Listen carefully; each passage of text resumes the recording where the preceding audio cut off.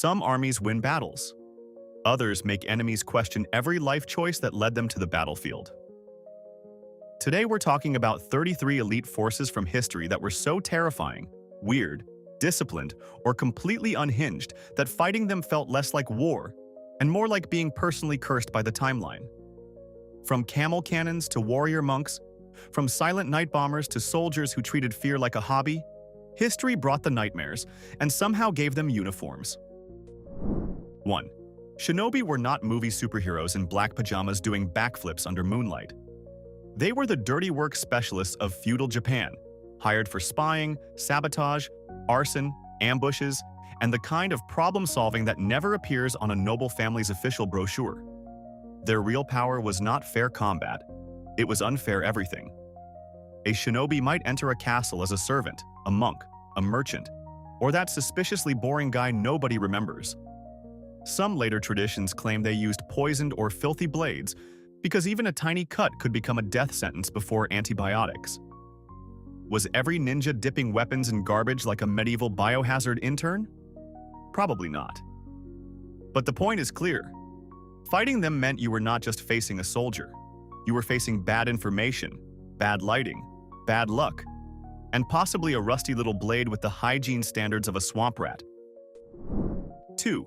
The Medjay began as Nubian desert warriors, and ancient Egypt basically looked at them and said, "Excellent, let's make these terrifying people official." Over time, they became an elite police and paramilitary force serving the pharaohs, guarding tombs, patrolling borders, protecting palaces, and chasing criminals through terrain that would make a modern fitness influencer quietly delete their hiking channel. These were not soft palace guards holding decorative sticks. They understood the desert, moved through it like it was their living room, and carried authority backed by weapons, reputation, and the full weight of Pharaoh's "I own the sun" energy. Egyptian law enforcement also used trained animals, including dogs, and some sources mention baboons in policing contexts, which is ridiculous until you imagine being arrested by a man with a spear and an angry monkey. That is not a traffic stop. That is a spiritual experience. 3. The Sacred Band of Thebes had one of the most emotionally weaponized recruitment strategies in history, on a 50 pairs of male lovers trained to fight side by side. The logic was brutally simple. A normal soldier might run if things got ugly. But would you run while your partner is watching you panic like a wet chicken in bronze armor? Absolutely not. That is not just cowardice, that is relationship damage. Formed in the 4th century before Christ, this elite Theban unit became famous for discipline, courage, and very uncomfortable news for Sparta. At the Battle of Leuctra in 371 before Christ, Thebes helped smash Spartan dominance, and the Sacred Band became proof that elite warrior culture did not belong only to angry men from Sparta with red cloaks and no hobbies. They were eventually destroyed by Philip of Macedon, but even then, they died in formation. Ancient Greece saw the bodies and basically whispered, "Okay, that was intense." 4. Zambaraks were what happened when someone in Persia looked at a camel and thought, "You know what this anxious desert sofa needs? A cannon." These were camel-mounted swivel guns used in places where dragging heavy artillery across mountains, deserts, and miserable roads was about as practical as teaching a goat accounting. The gunner would position the camel, often make it kneel, aim the small cannon, fire, and create a battlefield scene that looked like logistics had suffered a nervous breakdown. They were not precision sniper cannons. Their range and accuracy were limited because apparently firing artillery from the back of a giant complaining animal has some technical challenges. Shocking. But they were mobile, intimidating, and perfect for rugged terrain. Imagine being infantry and hearing the enemy has artillery. Bad news. Now imagine the artillery is walking toward you on legs, chewing aggressively, and judging everyone. That is psychological warfare with hooves. 5. Viking berserkers were the nightmare version of a workplace anger issue. Medieval sources describe warriors who entered battle in a furious trance, biting shields, roaring, ignoring pain, and attacking with such insane aggression that enemies probably wondered if they had accidentally scheduled combat with a weather event. The famous idea that they ate hallucinogenic mushrooms is popular, spicy, and very YouTube-friendly, but historians debate it heavily. It is more legend than proven fact. What matters is the reputation. Berserkers were associated with animal skins, battle frenzy, and the terrifying belief that they were almost more beast than man. In a world where most soldiers already expected screaming, axes, blood, and terrible medical care, these guys still stood out as too much. Fighting a berserker was not like dueling a trained swordsman. It was like being charged by a shirtless human thunderstorm that had just discovered taxes and blamed you personally. 6. The Night Witches were Soviet women pilots in the Second World War who flew outdated Polikarpov Po-2 biplanes made of wood and canvas, which sounds less like military aviation and more like something your grandfather built in a shed after 3 cups of tea. But these women turned weakness into terror. They flew at night, harassed German positions and often idled or cut their engines near the target, gliding in almost silently before dropping bombs. The Germans heard only the eerie whoosh of wind through the aircraft, like broomsticks in the dark, and nicknamed them the Night Witches. The planes were slow, fragile, and carried small bomb loads, so pilots had to fly repeated missions in freezing darkness with almost no protection. And yet they kept coming. Imagine trying to sleep at the front, and then the sky itself whispers, "Good evening. Here is an explosive reminder that women with plywood aircraft hate you." 7. Landsknechts were German mercenaries of the late medieval and early modern period who dressed like the Renaissance had eaten fireworks and lost a bet. Bright slashed clothing, giant sleeves, enormous hats, dramatic feathers, and codpieces so aggressive they deserved their own diplomatic treaties. But beneath the fashion crime was a very serious military machine. Landsknechts fought with pikes, halberds, firearms, and in some elite cases massive two-handed swords called zweihanders, used by specially paid fighters to disrupt enemy pike formations. So yes, the battlefield contained men who looked like walking circus tents and could still remove your confidence, your formation, and possibly your arm in one swing. Their style was partly swagger, partly status, and partly a giant middle finger to normal clothing rules. If you saw them marching toward you, your first thought might be, why are they dressed like that? Your second thought would be much shorter, because then the sword arrived. 8. The Praetorian Guard began as the elite bodyguards of Roman emperors, which already sounds dangerous because Rome treated politics like a knife storage facility. At first, they were meant to protect the ruler. Then they discovered something even better. They could decide who the ruler was. In 193 after Christ, after Emperor Pertinax was murdered, the Praetorians effectively auctioned off the imperial throne. Didius Julianus won by promising the biggest payout to the guards, because apparently the Roman Empire had become a luxury item on a very cursed shopping channel. This was not just corruption. This was corruption wearing armor and holding the keys to civilization. The problem with having elite guards near the emperor is that they are near the emperor. Very near. Close enough to protect him, threaten him, replace him, or casually turn the most powerful office in the world into a cash-only bidding war with swords. 9. The Dahomey women warriors, often called the Dahomey Amazons by Europeans and known locally as the Agoji or Mino, were not a novelty act.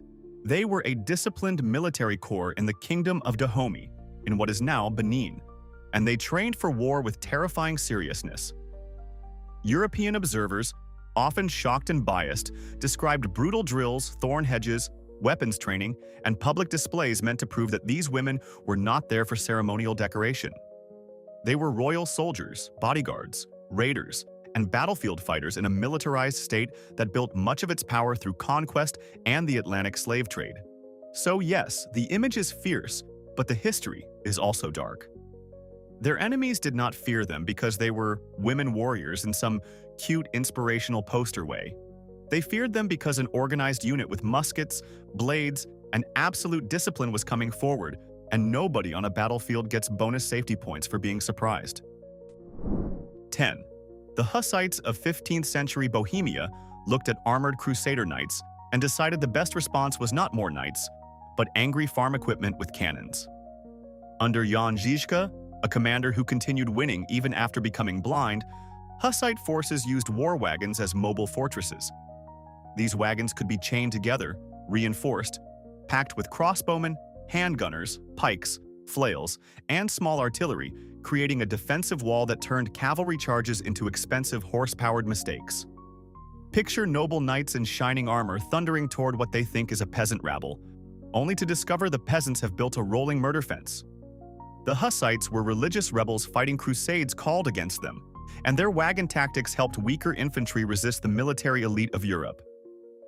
It was not exactly a modern tank, but the vibe was there: wheels, armor, guns, and a strong message that charging directly at engineers is usually stupid. 11. The Assassins, or Nizari Ismailis, were not the video game parkour department of medieval history, but they were absolutely masters of fear. Based in mountain strongholds in Persia and Syria, they lacked the giant armies of their enemies, so they specialized in precision, infiltration, political murder, and psychological pressure. Their targets were rulers, commanders, and powerful officials, not random foot soldiers. That alone made everyone important sleep worse. Stories tell of warnings delivered in impossible places, including the famous legend of a dagger left near a sleeping ruler. Basically, medieval customer service saying, "We could have killed you, but today we chose branding." Some tales are exaggerated because terrified enemies are excellent at writing horror marketing, but the effect was real.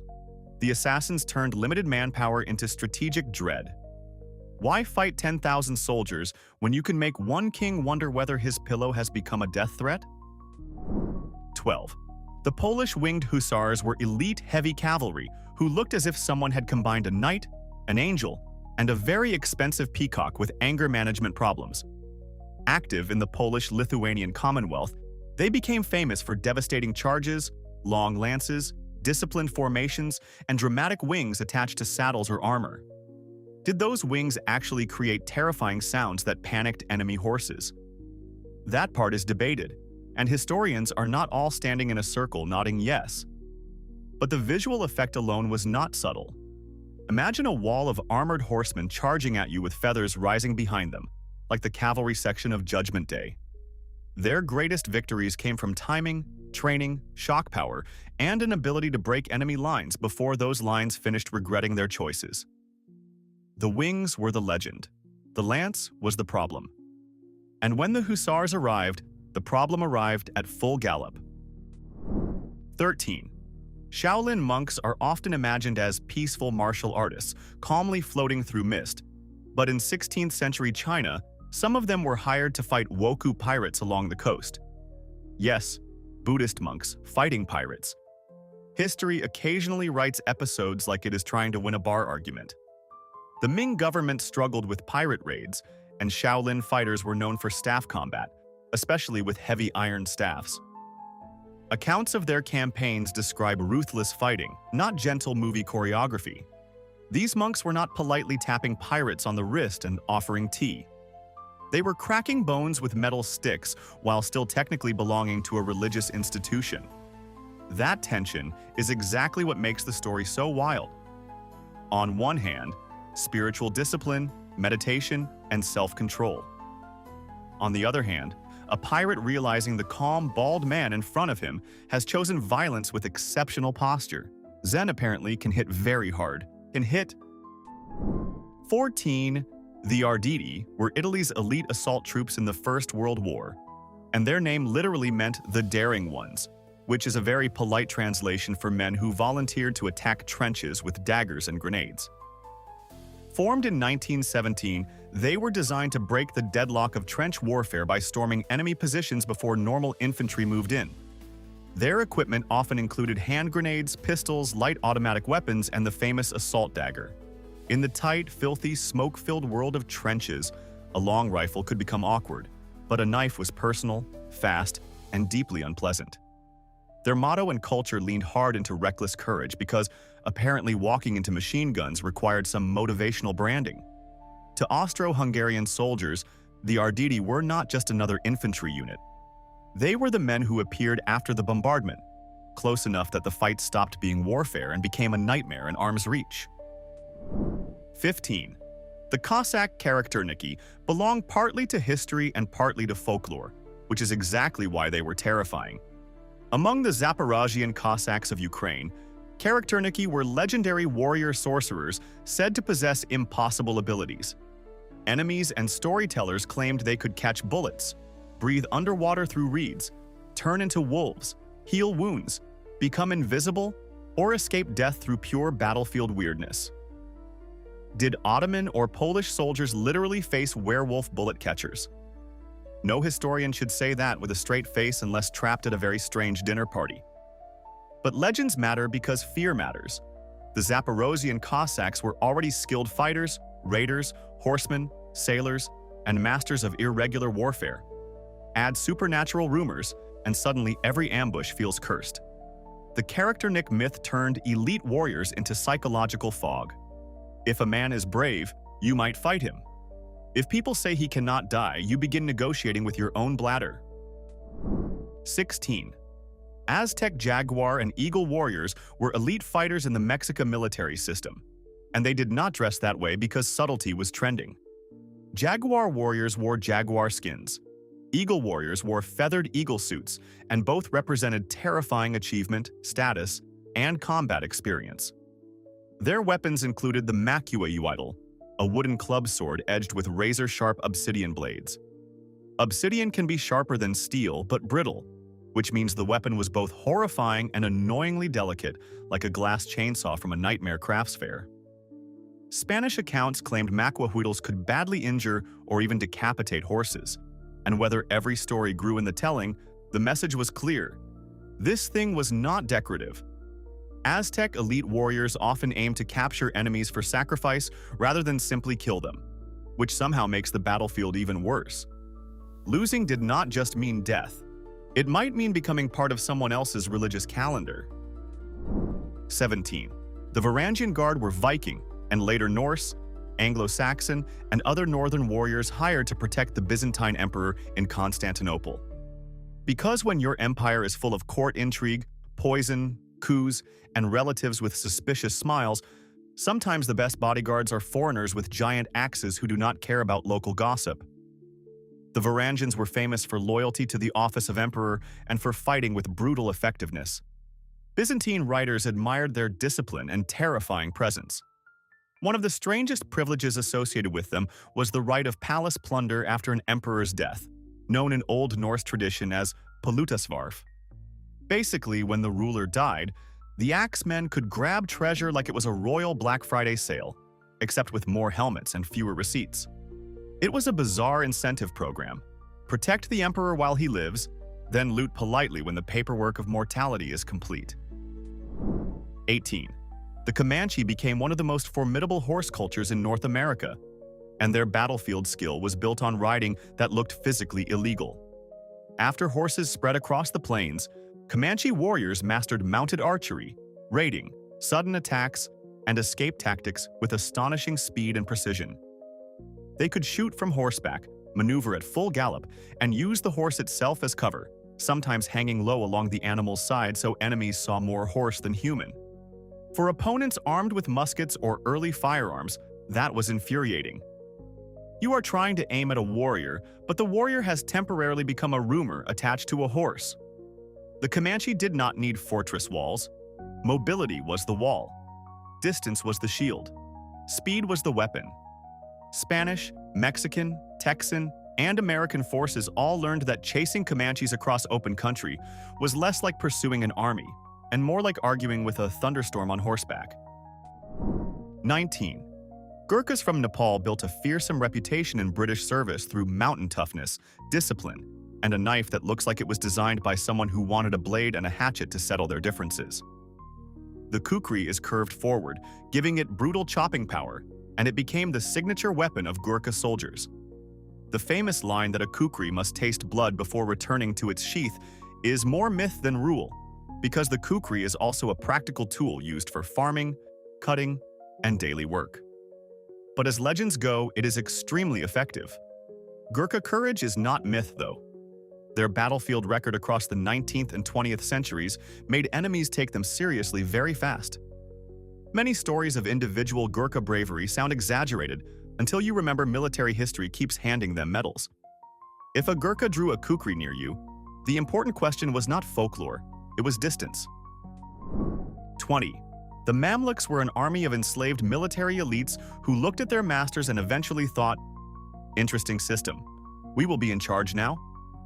Originally recruited and trained as slave soldiers, especially from Turkic and Caucasian backgrounds, they became the military backbone of Egypt and Syria. Then they seized power and formed their own sultanate, because history loves an employee takeover with swords. Their greatest global moment came in 1260 at the Battle of Ain Jalut, where Mamluk forces stopped a Mongol army in the Levant. That was a big deal because Mongol armies had been treating empires like collapsible furniture. The Mamluks used cavalry skill, tactics, and a well-timed counterattack to halt the advance. They were not random palace guards who got lucky. They were professional soldiers trained from youth, hardened by politics, and apparently not intimidated by the most terrifying military brand on Earth. Even the Mongols had to learn their name. 21. Rogers Rangers were 18th century frontier warfare specialists who helped create the DNA of later American Ranger traditions. During the French and Indian War, Robert Rogers led tough provincial troops through forests, lakes, snow, and frozen misery, scouting, raiding, ambushing, and gathering intelligence against French and Allied indigenous forces. These men used snowshoes, winter travel, camouflage, stealth, and sudden violence in terrain where a conventional European army moved with all the grace of a drunk wardrobe.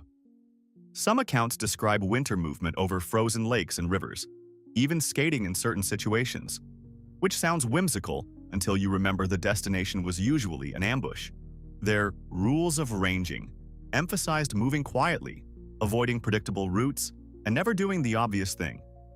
In a world of bright uniforms and formal battle lines, Rogers Rangers were the guys in the trees quietly ruining your plan. Very impolite, very effective, very bad news if you enjoyed sleeping safely. 22. Cataphracts were ancient armored cavalry, so heavily protected they looked like someone invented medieval knights centuries early and forgot to add visibility. Used by Parthians, Sarmatians, Byzantines, and others, cataphracts often had both rider and horse covered in scale or lamellar armor. They carried long lances and were designed to smash into enemy formations with the emotional subtlety of a falling wall. Were they fast and nimble like light horse archers? Not exactly. A fully armored horse with a heavily armored rider is not built for elegant dancing, but when deployed correctly, cataphracts were shock weapons. Infantry saw a glittering metal horseman coming at them and had to make several urgent decisions, most of them involving regret. They represented wealth, training, armor technology, and battlefield intimidation all stacked onto one animal. A cataphract charge was not just cavalry. It was a moving argument that physics had chosen a side. 23. Sarmatian cavalry helped feed the ancient world's obsession with Amazon warrior women, and honestly, you can see why. Greek writers described steppe peoples where women rode, hunted, used bows, and sometimes fought alongside men. Herodotus wrote that among the Sauromations, connected to the later Sarmatian world, a woman could not marry until she had killed an enemy. Ancient writers loved dramatic stories, so we should not swallow every detail like a museum snack. But archaeology across the Eurasian steppe has found women buried with weapons and signs of riding, making the general idea much more than fantasy. Sarmatian warfare was built around mobility, horses, bows, lances, and armored cavalry. To settled peoples, these riders from the steppe seemed alien, fast, and savage in the old meaning of impossible to control. The Amazon legend did not appear from thin air. It likely galloped in, armed, and asked why everyone was standing still.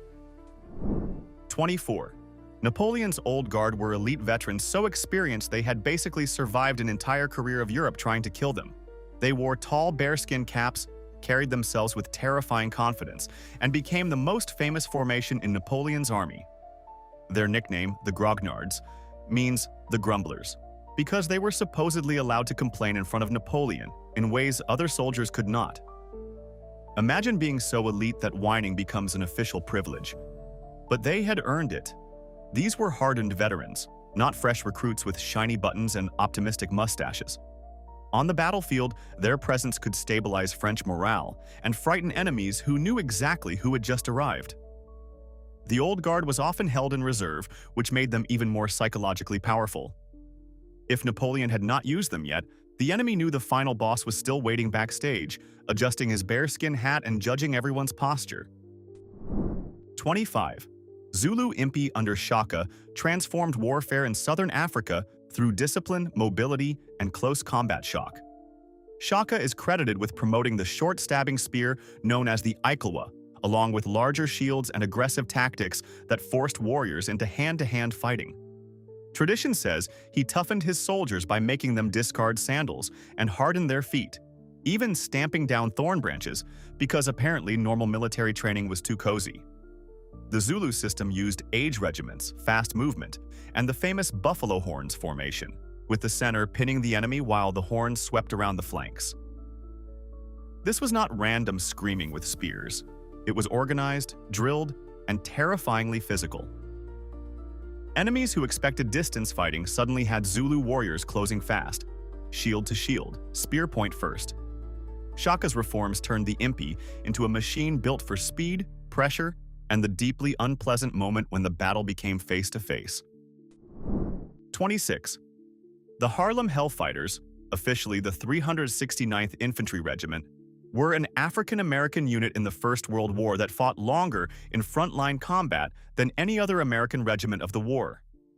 They spent 191 days in the trenches, served under French command because American racism was busy embarrassing itself, and returned home with a combat record that should have made every critic permanently quiet. It did not, because racism is historically very bad at taking hints.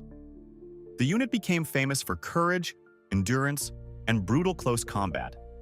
Private Henry Johnson, one of its legendary soldiers, fought off a German patrol while wounded and out of ammunition, using a bolo knife after his rifle failed. That is not a footnote. That is a movie scene history somehow forgot to properly fund. The Hellfighters faced enemies abroad and discrimination at home, and still built one of the most respected combat records in American military history. 27. The Persian Immortals were the elite 10,000-man force of the Achaemenid Empire, and their branding was honestly flawless. According to Herodotus, whenever one man died, became sick, or dropped out, he was immediately replaced, keeping the unit at exactly 10,000. To enemies, that created the eerie impression that the force never shrank. You kill one, and another appears. Congratulations, you are now fighting ancient Persia's subscription service for nightmares. The Immortals served as royal guards and shock infantry, drawn mainly from Persians, Medes, and Elamites. They carried spears, bows, shields, and the prestige of an empire that stretched across much of the known world. The name Immortals may come through Greek interpretation, and the real Persian terminology is debated, but the psychological effect is easy to understand. Most armies count casualties. The Immortals turned replacement logistics into mythology, and that is the kind of administrative flex that makes enemies deeply uncomfortable. 28. Maori Toa, or warriors, terrified British forces not just with courage but with engineering that made European confidence look stupid. During the New Zealand Wars, Maori built sophisticated PA fortifications using trenches, earthworks, palisades, bunkers, and concealed firing positions. At places like Gate Paw in 1864, defenders used anti-artillery bunkers that absorbed British bombardment and fooled attackers into thinking the position had been smashed. Then, the British moved in and discovered the PA was not dead.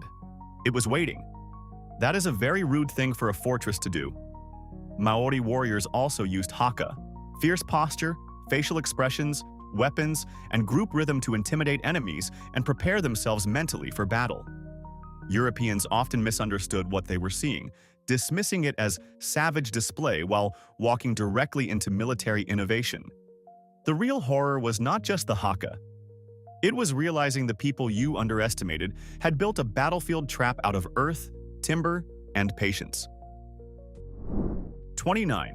Janissaries began as an elite Ottoman infantry corps recruited through the Dev Shirma system, where Christian boys from the Balkans were taken, converted, trained, and turned into soldiers and administrators for the Sultan.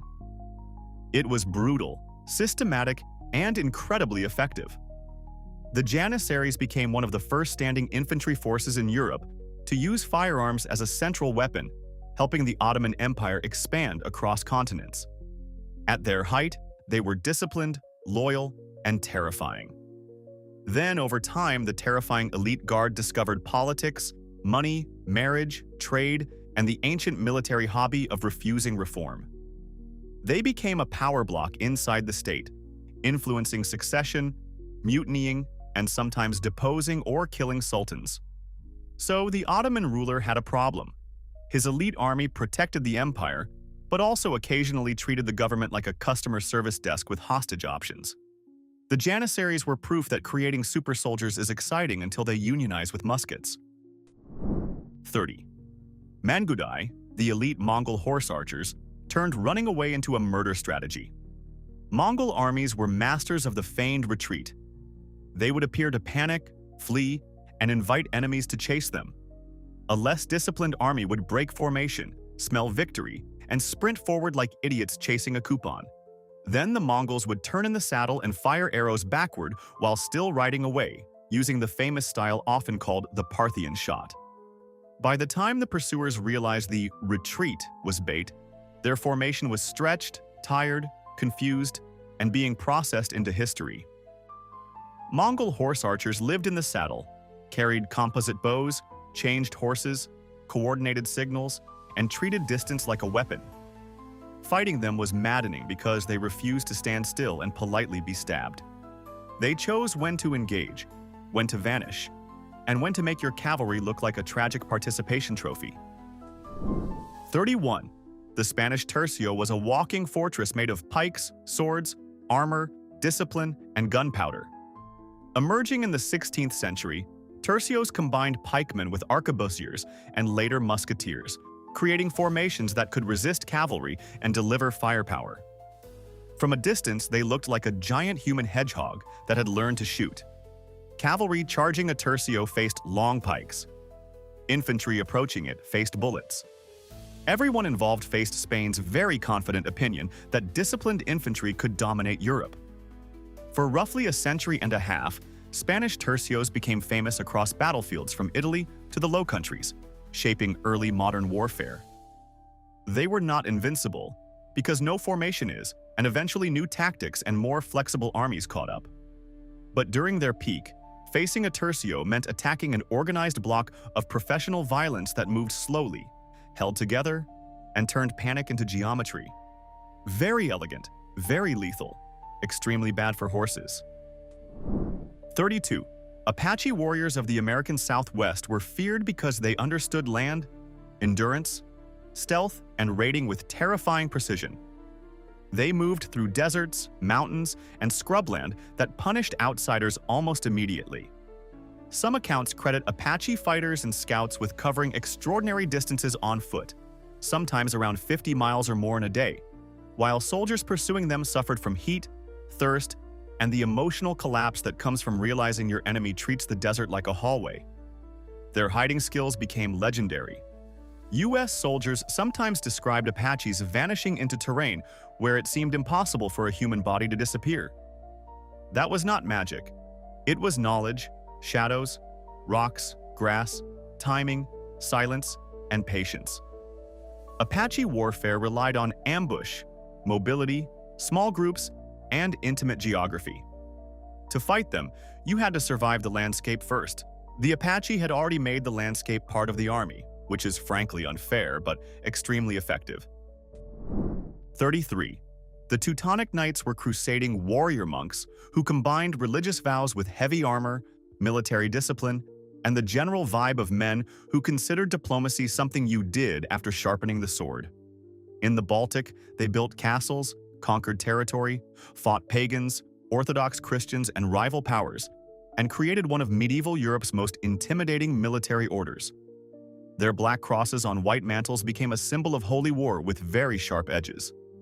The famous Battle on the Ice at Lake Peipus in 1242, where Alexander Nevsky defeated forces associated with the Livonian branch of the Teutonic Order, later became wrapped in legend. The dramatic image of heavily armored knights crashing through the ice and drowning owes much to later storytelling and film, not clear primary evidence. But the defeat was real, and so was the reputation. The Teutonic Knights looked like demons in church-approved uniforms, right up until arrogance, politics, and local enemies started sending the bill.